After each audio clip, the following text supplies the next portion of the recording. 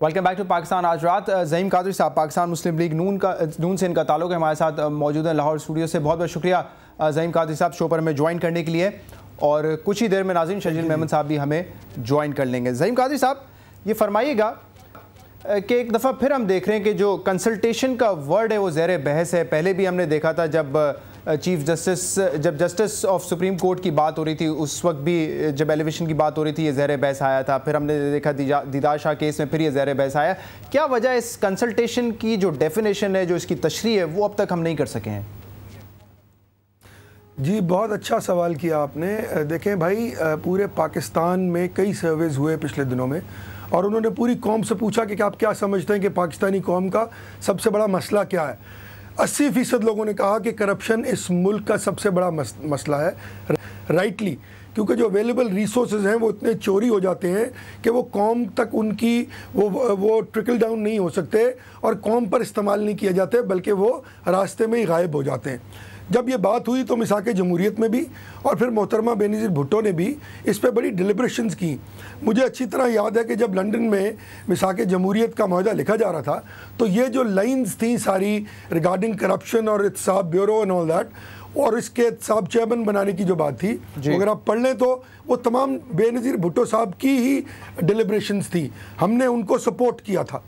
अब हुआ क्या कि जब पहले दीदार शाह साहब को लगाया गया तो वो शख्स थे जिनका इनकी पॉलिटिकल पार्टी से ताल्लुक रहा था, लेकिन उसके बाद वो अदालत में जज भी बने थे। भी रहे। फिर एक जी हाँ अदालत नहीं बने, लेकिन फैसला तो सुप्रीम कोर्ट ने किया ना मेरे भाई, हमने नहीं किया। हमने उसको कन्फ्रंट किया, सुप्रीम कोर्ट ने कहा ये अहल नहीं है। आज भी जिस शख्स को लगाया गया है वो जरदारी साहब के अजीज़ दोस्त हैं, और उसका फैसला भी यकीनन सुप्रीम कोर्ट ही करेगी। मैं सिर्फ ये कहना चाहता हूँ कि क्या वजह है, मुझे सिर्फ एक सवाल का जवाब है कि क्या वजह है कि आज एहतसाब ब्यूरो के चेयरमैन एक ऐसे शख्स को लगाया जाना चाहिए जो उनका ताल्लुकदार हो, जो उनका दोस्त हो, जो उनका अकाबिर हो। वजह यह है कि पिछले 3.5 बरस में पूरी कौम ने वाज़ेह तौर पर, चाहे वो NICLC का केस हो, चाहे वो हज स्कैंडल हो, चाहे वो स्विस बैंक्स को ख़त लिखने का मामला हो, चाहे दीगर करप्शन के मामलात हों, इनके एक वज़ीर साहब ने बाकायदा पैसे जमा कराए FIA में कि ये वो पैसे हैं जी जो मैं जमा कराना चाहता हूँ, सबको पता है, ऑन रिकॉर्ड है। तो बात ये है कि जब इतनी डिस्कशन हो रही हो तो क्यों नहीं आप एक हाई मॉरल ग्राउंड लेते, क्यों नहीं आप कहते कि ठीक है हम इतने क्लीन हैं, हम इतने स्ट्रेट फॉरवर्ड हैं, हम इतने साफ़ हैं कि हम अपोजिशन को कहते हैं कि आज इस मुल्क को आगे लेके चलना है, आइए आप बताइए कि किसको लगना चाहिए, चलें। ये भी नहीं, कम से कम कानून में दी गई, ठीक है काफी सारी बातें आपने कर ली और इन्होंने मिल के मुरतब की है। ये बताएं, मैं एक सेकंड, फसीह बुखारी साहब से आप लोगों को इशू किया है, जो प्रोसेस है आईनी प्रोसेस, उससे आपको वो फॉलो नहीं हुआ, ये एतराज है या आपका एतराज ये है कि ये जरदारी साहब के दोस्त हैं? दोनों में से एतराज क्या है आपका? ये सबसे पहला एतराज कि वो आईनी प्रोसेस जो है वो फॉलो नहीं हुआ। नंबर 2, वो जरदारी साहब के करीबी दोस्त हैं। नंबर 3, सुप्रीम कोर्ट का फैसला बाकायदा मौजूद है, ना तो वो सुप्रीम कोर्ट के जज हैं, ना ही उनका ओहदा कभी सुप्रीम कोर्ट के जज के बराबर था। ये वाज़ेह तौर पर उस फैसले में लिखा है। हम उस पर सुप्रीम कोर्ट में जा रहे हैं, जो फैसला होगा उसको कौम भी मानेगी, हम भी मानेंगे। पीपल्स पार्टी वाले अगर फिर एक दफ़ा नहीं मानेंगे, उससे हमें या कौम को कोई फ़र्क नहीं पड़ता। ठीक है, तो आईनी प्रोसेस में ये तो कहीं नहीं लिखा हुआ ना। ठीक है, मीनिंगफुल कंसल्टेशन होनी चाहिए, उस पर बहस हो सकती है। इस प्रोग्राम में भी हम बहस करेंगे। हम कोशिश कर रहे हैं कि तारिक महमूद साहब भी हमें टेलीफोन लाइन पर ज्वाइन कर रहे हैं, वो अपना लीगल पर्सपेक्टिव देंगे कि मीनिंगफुल कंसल्टेशन होती क्या है। ठीक है, उस पर तो बहस हो सकती है, लेकिन ये तो कहीं नहीं लिखा हुआ ना मीनिंगफुल कंसल्टेशन में आपको पैनल ऑफ कैंडिडेट्स देने हैं, और उसमें से फिर चौधरी निसार साहब कहेंगे कि ये 3 नामों में से ये नाम ज़्यादा सूटेबल है तो इसको आप रख लें। कंसल्टेशन तो किसी एक शख्स पे भी हो सकती है ना? नहीं, एक शख्स पे कंसल्टेशन हो सकती है, फाइन, लेकिन उस एक शख्स की जो क्राइटेरिया है सुप्रीम कोर्ट का ले डाउन किया हुआ, उनको उसके ऊपर बहरहाल उतरना है। अगर वो उतरते नहीं है तो वो कंसल्टेशन के लिए फिट नहीं है। He is not fit to be consulted over this particular issue. Number 2, जो इन्होंने बात की कि हमने उनको लगा दिया, आज फिर निसार अली खान साहब ने कहा कि जो मुझसे कंसल्टेशन की जानी चाहिए थी, यानी कि निसार अली खान साहब से, वो ख़त उनको आज मिला है, और उससे पहले आज कल की अनाउंसमेंट भी हो चुकी है, और कल वो अपनी ओहदे का चार्ज भी संभाल चुके हैं। तो कहाँ रहा कंसल्टेशन का मसला, किधर गया वो बात? इसको भी छोड़ दें, चले ना करें हमें कंसल्ट, लेकिन उस प्रोसेस का, उस सिस्टम का जो ले डाउन किया गया है उसका तो कम से कम एहतराम करें। उस प्रोसेस में क्या कहा जाता है कि किस किस्म का शख्स जो है वो नैब चेयरमैन होगा? या तो वो साबिक जज हो, या तो वो जज बनने के लिए क्वालिफाई करता हो। जी, ये दोनों चीजें हैं ना? जी, सुप्रीम कोर्ट का जज बनने की क्वालिफाई करता हो। ठीक है, और ये क्राइटेरिया पे वो पूरे नहीं उतरते। जी। लेकिन ये जो आप चौधरी निसार साहब ने लेटर लिखा था जरदारी साहब को, जिसमें वो कहते हैं कि भाई आप हमें 4 नाम दें, 3 नाम दें, फिर हम चूज करेंगे उनमें से कौन सा बंदा सूटेबल है, ये बात तो फिर कहीं पे नहीं लिखी हुई ना आइन में कि कंसल्टेशन का प्रोसेस ये होगा। यही होता है कंसल्टेशन। जब कंसल्टेशन की जाती है तो 2 या 3 नामों का पैनल होता है और उन पर कंसल्टेशन की जाती है। लेकिन अगर आप एक आदमी का नाम बताएंगे, वो भी अखबार के जरिए हमें पता लगेगा, तो फिर हमारे लिए बड़ा मुश्किल होगा, क्योंकि हमने उसका तकाबुल करना है उन तमाम लोगों से जिनको हम या कौम या और लोग समझते हैं कि वो इस काबिल हैं कि उनको चेयरमैन नैब होना चाहिए। देखें, आज पूरी दुनिया में जगह सही हो रही है। हमने उनको ये बताना है कि हम एक वाइब्रेंट नेशन है। हमने प्रूव करना है कि हम कम से कम अपना एहतसाब करने में तो सिंसियर हैं। और अगर देखें, हमने तो कभी भी ये नहीं कहा कि हमारा बनाया हुआ कहा हुआ बंदा लगा दें। नो, आपने सुप्रीम कोर्ट में फैसला हुआ है, उसमें बाकायदा दीदार शाह केस में इसकी उन्होंने इम्प्लिकेशंस दी हैं। प्रोसेस और निज़ाम लेट डाउन है। आप उस फैसले को इम्प्लीमेंट करें, उस फैसले के मुताबिक आदमी लेके आए, हम बिल्कुल उसको कन्फ्रंट नहीं करेंगे। लेकिन आपने जो फसी साहब है, फसी बुखारी साहब, उनके कैरेक्टर पे तो आपने कोई क्वेश्चन मार्क नहीं उठाया ना? क्योंकि जहां तक मुझे पता है आपके पार्टी के स्पोक्सपर्सन सेनेटर मुशाहिदुल्लाह खान साहब ने पहले दिन उन पर इल्जामात लगाए थे जो उन्होंने वापस ले लिए। ठीक है, तो जो इल्जामात आपकी जानिब से लगाए गए थे वो तो आप लोगों ने वापस ले लिए। तो अब मसला सिर्फ प्रोसेस का रह जाता है। जी नहीं, ये प्रोसेस नहीं। जो उनका ताल्लुकात है जरदारी साहब के साथ, वो उनके क्लोज एसोसिएट रहे हैं, उनकी बहुत दोस्ती है, ये सारी दुनिया के को ये इस बात को जानती है। तो अगर वो चीज़ होगी तो फिर यकीनन जो स्पिरिट है एहतसाब की वो जेपरडाइज होगी, उस पर उंगलियां उठाई जाएंगी। तो क्यों ना हम सुप्रीम कोर्ट के फैसले के मुताबिक एक ऐसा शख्स ढूंढ लें जो सुप्रीम कोर्ट का या तो साबिक जज हो या उसके कैलिबर का कोई आदमी हो जो जज बनने की अहलियत रखता हो। ये सुप्रीम कोर्ट का फैसला है भाई, मेरा फैसला नहीं है। या जरदारी साहब इसको इम्प्लीमेंट नहीं कर सकते अपने तौर पे। हाँ, और नंबर 2, ये सारी बहस बेसूद है क्योंकि हम ऑलरेडी सुप्रीम कोर्ट जाने की बात कर चुके हैं। हम सुप्रीम कोर्ट जाएंगे, जो भी फैसला होगा उसको हम कबूल करेंगे। Very simple. ये फिर ना कबूल करें, फिर सड़कों पे आए, बात करें, सिंध कार्ड इस्तेमाल करें, ये इनकी मर्जी है भाई। ठीक है, लेकिन इसमें वक्त तो काफ़ी ज़ाया हो जाएगा ना, क्योंकि पहले भी दीदार शाह साहब को लगाया, वो सही तरीके से काम नहीं कर सके, कोर्ट केसेस शुरू हो गए और फिर 6-7 महीने गुजर गए, फिर उनको हटाया गया मार्च 2011 में, और फिर 4-5 महीने बाद नया चेयरमैन लगाया गया, तो अब उनको भी हटाया जाएगा अगर सुप्रीम कोर्ट अपने पुराने फैसले पर वापस रिवाइज करती। जी, वो कहते हैं, वो आपकी बात जो है वो बड़ी हो, वो कहते हैं कि it's better to be late than never. अगर हम इसमें लेट हो जाएंगे ठीक है, लेकिन आदमी सही आ जाए। नेवर अगर हो जाएगा तो फिर इस मुल्क में कभी निज़ाम दुरुस्त नहीं हो सकेगा, कभी इस मुल्क का इंफ्रास्ट्रक्चर दुरुस्त नहीं हो सकेगा, ये प्रॉब्लम रहेगी। So it's better to be late than never.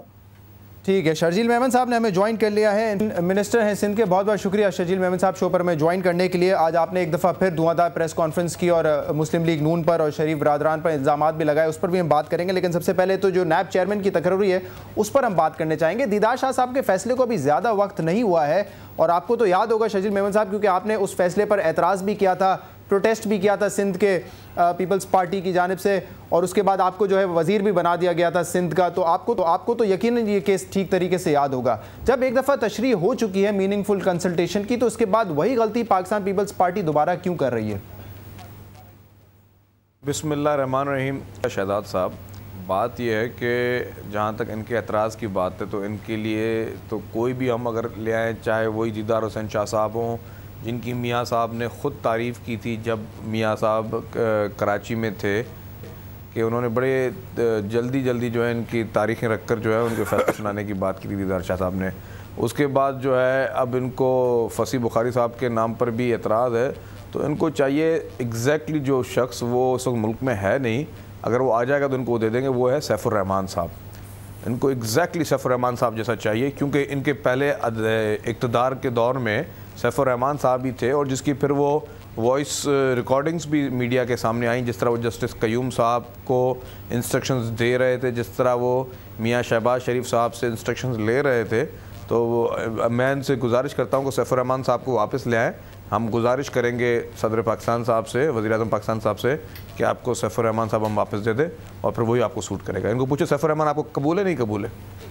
आपने पूछ ही लिया है, मैं खाली आपका जो सवाल है वो पहुंचा देता हूं। ज़हीम कादरी साहब ये कह रहे हैं कि सैफुर रहमान साहब की इस वक्त मेरे ख्याल से आप लोगों को ख्वाहिश है वो अगर आ जाए तो उसको आप एक्सेप्ट कर लेंगे नैब चेयरमैन? देखिए मेरे भाई, हुज्जतें करने से या मजाक उड़ाने की कोशिश करने से तो बात का जवाब नहीं दिया जा सकता। इसमें मजाक उड़ाने की वैसे बात है सैफुर रहमान को तो आपने कमीशन का चेयरमैन लगाया था ना। इन्होंने, मैं ऑन रिकॉर्ड बोल रहा हूं कि आपका जो फेवरेट था सैफुर, मैं रिकॉर्ड ऑन रिकॉर्ड बोल रहा हूं, आपका जो फेवरेट सैफुर रहमान साहब थे, जिनकी रिकॉर्डिंग्स भी सामने आई थी, जिस तरह जस्टिस कयूम साहब को वो इंस्ट्रक्शन दे रहे थे, जिस तरह मियां शहबाज शरीफ साहब से इंस्ट्रक्शन ले रहे थे, तो अगर आपकी वही ख्वाहिश है, क्योंकि आपके दौर में वो बड़े फेवरेट थे और आपका तो हमेशा अच्छा इक़्तिदार का दौर होता है, सारी बुराइयां हम में हैं, तो आपको नहीं, आपको मेरे भाई सैफुर रहमान चाहिए। तो मैं ऑनेस्टली बोल रहा हूं, मैं ऑनियर बोल रहा हूं, मैं सदर साहब से गुजारिश करूंगा कि सैफुर रहमान को वापस ले आए। ये उजते मैं बहुत अच्छी कर लेता हूँ, ये ना करें। देखें, नहीं मैं मजाक नहीं उड़ा रहा, आपसे बात का जवाब नहीं, मैं मजाक नहीं उड़ा रहा, मैं आपको सीरियस बोल रहा हूँ। नहीं सकते आप खुद अपना मजाक उड़ा रहे हैं ये बात करके। अर्ज ये है कि सैफुर रहमान तो वाकई नहीं, मजाक मैंने नहीं उड़ाया। देखिए जो या तो फिर मजाक उसका उड़ा होगा जिससे सैफुर रहमान को रखा होगा। हम उस सीरियस नहीं है इस बात, मैं आपकी इस बात को सीरियसली नहीं ले रहा। देखें बात सिर्फ इस बात क्यों नहीं ले रहे यार? आपके दौर में एहतसाब बना, आपके दौर में नैब बनी, आपके दौर में सब चीजें हुई और उसी एहतसाब में जो आपके पास सैफुर रहमान साहब से अगर आप बोले, अगर आपकी ख्वाहिश हो, आपकी लीडरशिप की ख्वाहिश हो, क्योंकि वो आपके फेवरेट थे, हम आपको वापस लेके आपको दे देते हैं। आप वजीर हैं माशाल्लाह, अल्लाह ने आपको इज्जत दी है, सीरियस गुफ्तगू करते हैं। मेरे ख्याल में इसका जवाब मैं चलें ठीक है, आगे बढ़ते हैं। शर्जील मेमन साहब आप कह रहे हैं वो सीरियस है, वो कह रहे हैं कि आप मजाक उड़ा रहे हैं, आगे बढ़ते हैं। माशाल्लाह से जिंदा है, सलामत है, तो आपकी ख्वाहिश में लीडरशिप तक पहुंचाऊंगा, जरूर पहुंचाऊंगा। मैं पूरी तरह जा रहे हैं शर्जील मेमन साहब, ठीक है, प्रोग्राम का वक्त जाया हो जाएगा। लोग मुझे मेरा ले लेना, मेरा वर्जन ले लेना कि शर्जील साहब वजीर हैं, लोग इनके बारे में पता नहीं क्या क्या कहेंगे। अर्ज ये है कि हमने तो वाज़ेह तौर पे कहा कि सुप्रीम कोर्ट ने जो मेरा अल्हम्दुलिल्लाह मेरा दामन साहब पे मुझे किसी चीज की परवाह नहीं है, उस पे बाकायदा कैटेगोरिकली बता चुके हैं कि क्या क्या बात करनी चाहिए, किस किस्म का उसका पोडियम होना चाहिए, किन पैरामीटर्स में उसको फॉल करना चाहिए। तो मेरे ख्याल में सीरियस गुफ्तगू करें। गलतियां हमसे भी हुई हैं, गलतियां इनसे भी हुई हैं, वो गलतियां हमने तस्लीम की हैं, हम आज भी कर रहे हैं। इनको भी चाहिए कि उन गलतियों को मत दोहराएं और अपने क्रोनीज को लगाकर अगर ये समझते हैं कि उन केसेस से निकल जाएंगे तो फबेया, हमें कोई प्रॉब्लम नहीं है। कौन देख रही है, बात है, आप अगर लोग देख रहे हैं, बात कर रहे हैं शर्जील साहब, तो फिर बात नहीं होगी। ठीक है शर्जील मेमन साहब, एतराज ये है, करने देना बात, मैं आपकी बात में नहीं बोला ना, ज़हीम कादरी साहब, ठीक है, आपकी बात में नहीं बोला। जो डिस्कशन हमने की है, वापस लेता हूं, बोल ले कि जो भी आदमी उस पैरामीटर्स में फॉल करता होगा हम उसको बिल्कुल एग्री करेंगे। हमको इतने हार्ड नहीं है, हम तो कहते हैं कि भाई सुप्रीम कोर्ट का एक फैसला है। दरअसल इनको एक प्रॉब्लम है कि ये सुप्रीम कोर्ट के फैसलों पर अमल नहीं करते, करना चाहते नहीं हैं, क्योंकि वो तमाम इनके फेवर में नहीं है। और अगर ये उस पर अमल करते हैं तो इनको फिर ख़त भी लिखना पड़ता है स्विस कोर्ट्स को, तो और बहुत सी चीज़ें। अर्ज सिर्फ ये है, हमने जो बात की वो हमने आपके सामने भी रख दी, वो हम लेके सुप्रीम कोर्ट भी जा रहे हैं। Now let the court decide. अगर कोर्ट हमारे खिलाफ फैसला करता है तो मैं आपको ये वादा करता हूँ कि अगर कोर्ट ये फैसला दे देगा कि फसीह बुखारी सब ठीक है, तो मैं आपको यकीन दिलाता हूँ इंशाअल्लाह PMLN इसको कन्फ्रंट नहीं करेगी। ठीक है शर्जील मेमन साहब, सुप्रीम ये ज़हीम कादरी साहब कह रहे हैं कि सुप्रीम कोर्ट ने भी कह दिया, इसके अलावा जो अकाउंटेबिलिटी बिल 2010 है उसमें भी यही चीज़ मेंशन की गई है कि नैब का चेयरमैन वो शख्स होगा जो कि या तो साबिक जज हो सुप्रीम कोर्ट का या कम से कम क्वालिफिकेशन रखता हो। ये बात ज़हीम कादरी साहब ने अभी आपको भी बता दी। तो फिर इसमें एतराज़ क्या है? फिर अगर ये बात सुप्रीम कोर्ट भी कह चुका है, आप लोग भी मानते हैं, तो फिर फसीह बुखारी साहब की चॉइस क्यों की गई है? देखिए बात सुने, बड़ी मज़ेदार बात, जिस तरह मेरे मोहतरम दोस्त ज़हीम कादरी साहब ने कहा कि हम सुप्रीम कोर्ट का एहतराम नहीं करते, उसके फैसले नहीं मानते। बिल्कुल इनकी ये सोच हो सकती है, इसलिए क्योंकि हम लोग जब एहतराम नहीं करते तो हम कोर्टों पर हमले भी करते हैं। हम सुप्रीम कोर्ट में जजों के ऊपर जो है वो चीज़ें भी फेंकते हैं, चैम्बरों में भी घुसते हैं, और हम सब चीजें बुराई वो तस्लीम कर चुके हैं ना कि गलतियां हो चुकी हैं माजी में। अब अभी की बात करें ना, हाल की बात करें। नहीं तो मैं वही कहता हूं कि मेरे भाई को कि जब भी किसी से गिला रखना, सामने अपने आईना रखना मेरे भाई, कि ये चीज़ें इल्ज़ाम आप हम पे तो लगाते रहोगे, सारी उम्र लगते रहेंगे, क्योंकि पाकिस्तान की सबसे बुराइयां जो है ना वो हम में। आप माशाल्लाह सारे फरिश्ते हैं और हमें फ़ख्र है कि आप अच्छे फरिश्ते हैं, लेकिन बात मेरे भाई ये सुन लें कि ये इस तरह नहीं होता जिस तरह ये कह रहे हैं। इन्होंने जिस तरह क्रॉनीज़ कहा जस्टिस दीदार हुसैन शाह साहब के लिए या फसीह बुखारी साहब के लिए, मेरे ख्याल से ये एक प्रॉपर एक वर्ड नहीं है किसी भी मौजूद शख्स के लिए। मतलब इसका जवाब मैं दूंगा आपको, किस तरह का जो आज वर्ड इस्तेमाल किया उसका भी जवाब देना भी। हाँ जी, अभी उस वर्ड का जवाब देना शकील नहीं है आपको। हाँ शकील नहीं, ये कौन सही वर्ड इस्तेमाल करता है आपसे? आपको ये शजील मेमन साहब बात ठीक नहीं की आज आपने प्रेस कॉन्फ्रेंस में। बहरहाल चले आप कर लें बात। मैं उस प्रेस कॉन्फ्रेंस पे आता हूं और कौन सी बात पे आपको ज्यादा एतराज है ज़हीम कादरी साहब को, मैं वो भी आपसे पूछूंगा। लेकिन शजील मेमन साहब फिलहाल हम इस चीज पे बात कर रहे हैं कि पहले भी दीदार शाह साहब के केस में ये इशू आ चुका है और इसकी तशरीह अदालत कर चुकी है। उसको फैसला देखे कि मीनिंगफुल कंसल्टेशन क्या होगी। सुप्रीम कोर्ट इस दफा भी वो कह रहे हैं कि कंसल्टेशन का प्रोसेस आईनी तौर पर क्यों नहीं किया गया? देखिए प्रेसिडेंट साहब ने जो सुप्रीम कोर्ट में कर ली, उन्होंने लेटर लिखा, उन्होंने लेटर लिखा, लेटर का जवाब आ गया, ठीक है, वो मुशावरत का अमल पूरा हो गया। देखिए बात सुने, ये कहीं पे भी नहीं लिखा कि जो जिस फर्द पे एग्री करेंगे या जो फर्द वो बोलेंगे अपोजिशन लीडर उसी वो ही नाम होगा। अगर हमने उनके कहने पे लगाया तो फिर सैफुर रहमान को बुलाना पड़ जाएगा। और अगर आप ये बुलाना चाहते हैं सैफुर रहमान का नाम अभी ऑन एयर दे देना हमें। ये मैं रिक्वेस्ट करूंगा अपनी पार्टी में कि सैफुर रहमान को वापस छोड़ दें। सैफुर रहमान का सब्जेक्ट छोड़ देना। वो कह रहे हैं कि आप मजाक कर रहे हैं, आप कह रहे हैं कि आप संजीदा, उसको छोड़ दें। मुझे ये बताएं कि इतनी जल्दी में फैसला क्यों किया गया है? इनका एक एतराज ये भी है कि कल अगर आप लोगों ने खत लिखा, खत उनको मिला नहीं, आज आप और कल रात को 7 बजे फैसला भी हो गया। शहजाद साहब सॉरी, मैं आपकी बात, आपने बोला कि सैफुर रहमान साहब को छोड़ दें। आपने तो बड़े 2 अल्फाजों में बोल दिया कि छोड़ दें। किस तरह छोड़ दें? 11 साल मेरे लीडर जो है वो जेल में जो है वो कैदोबंद की सोबतें बर्दाश्त करते रहे। छोड़ दें, कोई बात मामूली बात नहीं। मैं कह रहा हूं कि इस प्रोग्राम में उसकी बहस करना छोड़ दें। झूठे केसेस बनाए, माने के झूठे केसेस बनाए। पिंडी कोर्ट में हामिद मीर साहब के सामने घुटनों पर हाथ रख के बोला मुझसे गलती हो गई, झूठे केसेस बनाए, छोड़ दें। 11 साल किसी के जिंदगी के अहम जो है वो जेल में गुजर जाए, छोड़ दें। अच्छा, ये बातें ना करें खुदा के वास्ते। लड़ना है, पूरी कौम देख रही शजीर मियां किसी मुशावरत पूरी कर रही है कि इसी बातों को, पुरानी बातों को रोना है। अगर हम अपोजिशन में, इसका ये मतलब नहीं है भाई कि तुम जो मर्जी कहते जाओ और हम सुनते जाएं। आप अपोजिशन में गवर्नमेंट में हो तो फिर आप गवर्नमेंट में मेरे भाई, आप गवर्नमेंट में ट्रेजरी बेंचेस के एमपी हो। हम मेरे भाई जिस तरह मैं गवर्नमेंट में, आप भी गवर्नमेंट में हो। आप पंजाब में साहब कमीशन का चेयरमैन पार्टी के एमपी हो भाई, वहां पे क्या नहीं लगा रहा? आप बारी-बारी बात करने ताकि बात समझ आ जाए। जी नहीं, मेरी आपकी बात आप दोबारा रिपीट करें, मैंने सुनी नहीं बात। क्या बोल रहे थे कादरी साहब? हम ये कह रहे हैं कि एहसास कमीशन का चेयरमैन पीएमएलएन पंजाब ने नहीं लगाना, पंजाब गवर्नमेंट ने नहीं लगाना, फेडरल गवर्नमेंट ने लगाना है। उसमें खुदारा इस कौम को कोई सही रास्ता दिखाएं। जिसको भी लगाएं, मैं सुप्रीम कोर्ट से कंसल्टेशन के बाद लगाएं, जिसको भी लगाएं, सैफुर रहमान जैसा लगाएं, शर्जील मेमन साहब ज़हीम कादरी साहब लगाएं। अच्छा एक और मेरी बात सुन लें। ज़हीम कादरी साहब, सैफुर रहमान, ज़हीम कादरी साहब को लगाएं। एक मिनट रुक जाएं। मैं जस्टिस तारिक महमूद साहब को लाइन पे लेने लगा हूं। सुप्रीम कोर्ट, हाँ तारिक ठीक है, उनसे हम पूछ लेते हैं कि ये जो इतनी बड़ी पजल है कंसल्टेशन की, आखिर कब रिजॉल्व होगी? हमेशा चाहे की एलिवेशन की बात हो सुप्रीम कोर्ट में या दीदार साहब के फैसले की बात हो, बार बार ये इशू सामने आ जाता है। बहुत बहुत शुक्रिया जस्टिस रिटायर्ड तारिक महमूद साहब शो पर हमें टेलीफोन लाइन पर ज्वाइन करने के लिए।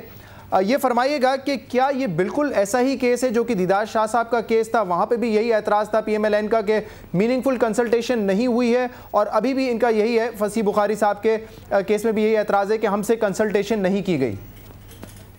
देखिए, गुजारिश ये है कि दीदार हुसैन शाह साहब की केस में जो जजमेंट दी गई है उसमें 2-3 अहम बातें हैं। पहली बात तो उसमें 2 मुख्तलिफ नोटिफिकेशन का है जो कि इस केस में नहीं है, उसको तो एक साइड पर रखते हैं। दूसरी जो बातें हैं वो ये हैं कि एक बात तो उसमें ये है कि कंसल्टेशन का वो उन्होंने वही मतलब इसमें दोबारा उसमें शामिल कर दिया इस जजमेंट में, स्पेसिफिकली डिस्कस करने के बाद, जो कि जजेस केस में पहले था। एक और बात उस केस में ये कही गई थी कि चीफ जस्टिस साहब की जो है वो भी इसमें मुशावरत जरूरी है, लेकिन उसके लिए एक वजह ये बयान की गई थी कि अगर लीडर ऑफ द हाउस या लीडर ऑफ द ऑपोजिशन के दरमियान इख्तिलाफ हो जाए तो शायद चीफ जस्टिस साहब बेहतर पोजीशन में होंगे। लेकिन मेरा ख्याल चीफ जस्टिस साहब वाली बात इस वक्त बज़ाहिर रेलेवेंट इसलिए महसूस नहीं होती कि हुकूमत पाकिस्तान ने जो सुप्रीम कोर्ट में रिव्यू पिटीशन दाखिल की है उसने इस फाइंडिंग पर कोई एतराज़ नहीं किया, अटैक नहीं किया, जबकि इस मरतबा जो हुकूमत ने अपॉइंटमेंट की है उसमें भी चीफ जस्टिस साहब का कोई रोल नहीं है। लेकिन असल बात अब ये है, और ये शायद राउंड 2 अब होने जा रहा है, ये बड़ी बदकिस्मती की बात है कि बात वो फिर वही दोबारा ये कर रहे हैं कि जो प्रेसिडेंट साहब ने जो लेटर लिखा था चौधरी निसार साहब को, वो लेटर लिखना और उसका जो जवाब देना, और उसके जवाब में फिर जो प्रेसिडेंट साहब ने जवाब दिया है, अभी हुकूमत का कहना ये है कि वो कंसल्टेशन काफ़ी है, जबकि ऑपोजिशन का कहना ये है कि ये वो कंसल्टेशन नहीं है जो कि जस्टिस दीदार हुसैन शाह साहब के केस में जो सुप्रीम कोर्ट जो है ये कह चुकी है।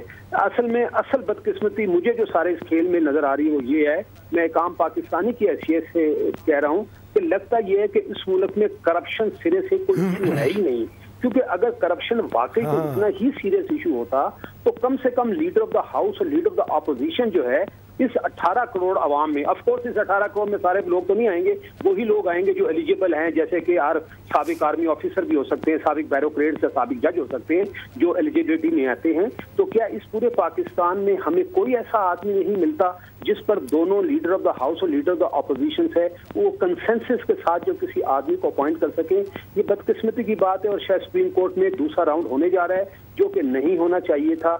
इस पर मैं अब क्या कह सकता हूँ मजीद? तो मैं आपका अपना ज़ाती व्यू चाहूँगा इस पर कि आपके ख्याल में अगर एक ख़त प्रेसिडेंट साहब की तरफ से आया है लीडर ऑफ द ऑपोजिशन को, लीडर ऑफ द ऑपोजिशन ने अपने उसमें जो ऑब्जेक्शंस है वो मेंशन कर दिया, उन ऑब्जेक्शंस का जवाब भी जो है प्रेसिडेंट साहब कह रहे हैं मैंने लेटर में दे दिया है, तो क्या ये कंसल्टेशन काफ़ी नहीं है? देखिए मैं आपको बताऊं, जहां तक एतराज, मिसाल के तो एक एतराज जो लीडर ऑफ द अपोजिशन की तरफ से आया, मैं उसको दुरुस्त नहीं समझता, क्योंकि उन्होंने शायद ये कहा है कि 3 का मुझे पैनल भिजवाया जाए। कानून की हद तक तो ये बात दुरुस्त नहीं मानी जाती। मेरा ख्याल है, मेरा असल में दुख कोई और है। मैं ये कहता हूं ये क्यों मुमकिन नहीं हुआ कि लीडर ऑफ द हाउस और लीडर ऑफ द ऑपोजिशन जो है, जो कि वैसे भी पार्लियामेंट में मौजूद होते हैं, वो बैठ के 10 मिनट में आपस में कोई बात कर लेते। क्योंकि मुझे लगता ये है कि ये जो लीडर एडमिरल फसी साहब हैं, इस मर्तबा उनकी जात पर कोई एतराज नहीं किया गया। बात जो है ना, जिस बात पर इतराज किया जा रहा है वो तरीकेकार है कि जनाब ऐसे नहीं होना चाहिए था, ऐसे नहीं होना चाहिए। और चूंकि इस वक्त सूरत हाल ये है कि सुप्रीम कोर्ट की जजमेंट मौजूद है, गो के उसमें रिव्यू पिटीशन फेडरल गवर्नमेंट की दाखिल है, उनकी अपनी रिजर्वेशन भी है, और एक आध जो ग्राउंड जो ली गई है फेडरल गवर्नमेंट में बड़ी स्ट्रॉन्ग ग्राउंड भी है। लेकिन मेरा कहना यह कि क्या ये मुमकिन नहीं था कि लीडर ऑफ द हाउस और leader of the opposition 10 minute के लिए एक टेबल पर बैठ जाते, एक शानदार कॉफी का कप पीते और बैठ के जो इस कौम को एक आदमी देते थे जिस पर हम सब ट्रस्ट करते और ये मामला आगे चलता है। लेकिन अगर ऐसा नहीं हुआ है तो फिर मेरा ख्याल इस मुल्क में करप्शन को इशू सिरे से है ही नहीं है, और चूंकि इशू नहीं है तो फिर इदारा हो या ना हो उससे क्या फर्क पड़ता है? तो आप ये कहना चाह रहे हैं कि सिर्फ डिलेइंग टैक्टिक्स हैं, क्योंकि अभी भी जो कोर्ट का फैसला था वो हमारे सामने है दीदार शाह साहब केस का।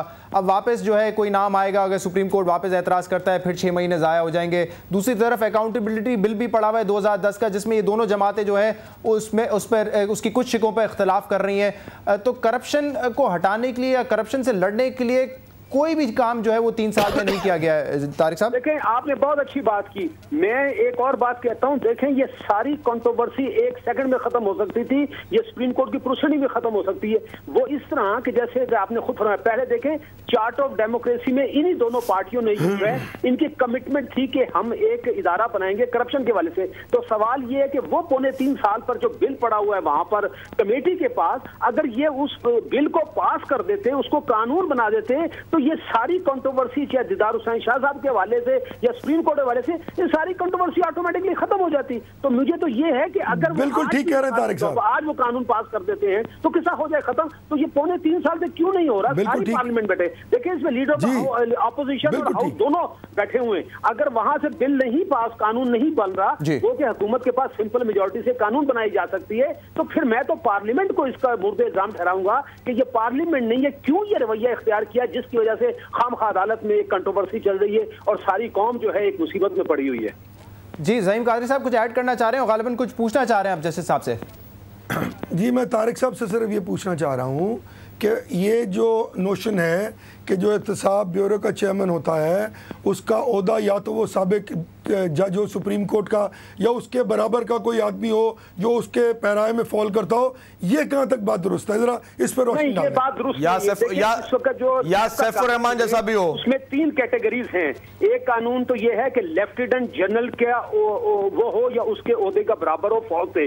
दूसरा ये है कि 22 ग्रेड का कोई ऑफिसर हो, जैसे इससे पहले एक 22 ग्रेड का ऑफिसर रह भी चुके हैं जिन्होंने रेजिग्नेशन भी दे दिया था दीदार हुसैन शाह साहब से पहले। और तीसरा इसमें ये क्या नाम है 22 ग्रेड और ये एक सुप्रीम कोर्ट का साबिक जज भी होता है। ये 3 चीजें हैं एलिजिबिलिटी में, सिर्फ जो है फौजी या सिर्फ जो है ये साबिक जज की बात नहीं है। लेकिन अगर ये दूसरा कानून बना ले तो उसमें तो किसी को भी रख सकते हैं एलिजिबिलिटी। जो बात ज़हीम कादरी साहब कर रहे हैं, तारिक साहब जो बात ज़हीम कादरी साहब कर रहे हैं, जो रेफरेंस दे रहे हैं, वो गालिबन उस अकाउंटेबिलिटी बिल का है जो कि जिसकी हम बात करें, जो अभी तक पास नहीं हुआ है। वहां पे हुकूमत ने खुद ये शिक डाली है कि या तो वो साबिक जज हो का ये है कि साबिक जज हो तो सुप्रीम कोर्ट होना चाहिए। लेकिन मैं जाती तौर पर इस बात को समझता हूं, अगर मिसाल के तौर पर इंडिया की ही मिसाल ले लें, ये कोई जरूरी नहीं है कि सिर्फ साबिक जज हो। मिसाल के तौर पर हमने बहुत से कवानीन में साबिक जज को रख दिया, जबकि हमारे पड़ोसी मुल्क इंडिया की मिसाल ले लें, वहां पर जो चीफ इलेक्शन कमिश्नर जो है,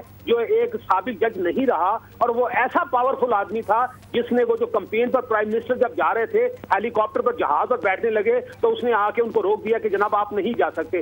तो जरूरी मेरा ख्याल है कि अगर कवानीन में सिर्फ ये रख देना कि साबिक जज ही हो तो ये भी कोई ऐसी जरूरी बात नहीं है। लेकिन बात ये है कि देखिए मिसाल के तौर पर हमारी एक सिविल सोसाइटी में भी बेशुमार ऐसे लोग हैं जिनकी क्रेडिबिलिटी पर कोई हरफ नहीं उठा। मिसाल के तौर पर एक नाम ले लेता हूं, ये नहीं कि मैं बाकियों को एक्सक्लूड कर रहा हूं, आईए रहमान साहब हैं जो कि डॉन में अक्सर आर्टिकल लिखते हैं, हर किस्म की कानूनी बातों को भी पता है, उनका एक अपना अपनी एक शख्सियत है, इंडिपेंडेंट आदमी है। तो मैं ये समझता हूँ बल्कि कानून में ऐसा इस किस्म का वो कानून एलिजिबिलिटी का क्राइटेरिया होना चाहिए। तो ऐसा फर्द मेरा ख्याल है को बहुत अच्छा सहाफी जो है जो सारी बातों को समझता हो वो भी हो सकता है। लेकिन सवाल ये है कि क्या वाकई वो इंडिपेंडेंट होगा, ये शर्त होनी चाहिए। तो ये महदूद कर देना कि सिर्फ साबिक सुप्रीम कोर्ट का जज ही हो, जाती तौर पर मैं इससे एग्री नहीं। वो तो हमने नहीं महदूद किया, तारिक साहब इन्होंने भी तो उसमें डिलिब्रेशंस की ना, वो साफ बिल हमने अकेले ने नहीं बनाया, इन्होंने ही वो शामिल किया उसमें। देखिए हम तो कानून को मानने वाले हैं,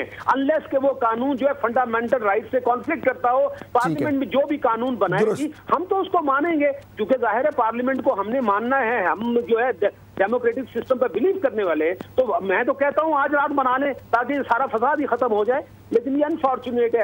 ठीक है, लेकिन वो अकाउंटेबिलिटी बिल को पहले लेकर तो आए, असेंबली में लेकर आए, वहां से पास कराएं, फिर उस पर जो है अमल होगा ना। बहुत बहुत शुक्रिया जस्टिस तारिक महमूद साहब हमें टेलीफोन लाइन पर ज्वाइन करने के लिए। एक कमीशन ब्रेक लेते हैं, इस ब्रेक के बाद हम इस बात को आगे बढ़ाएंगे कि क्या ऐसा हो नहीं सकता कि 10-15 मिनट सेशन के बाद लीडर ऑफ द ऑपोजिशन और लीडर ऑफ द हाउस बैठ के एक चाय के कप पर गुफ्तगू कर लें और एक नाम डिसाइड कर लें, क्योंकि पहले भी यही था, खत लिखा गया, खत को रिजेक्ट किया गया और उस पर बहस हुई कि ये मीनिंगफुल कंसल्टेशन नहीं है। इस पर हम बात करेंगे नाज़रीन, एक वक्फे के बाद हमारे साथ रहिएगा।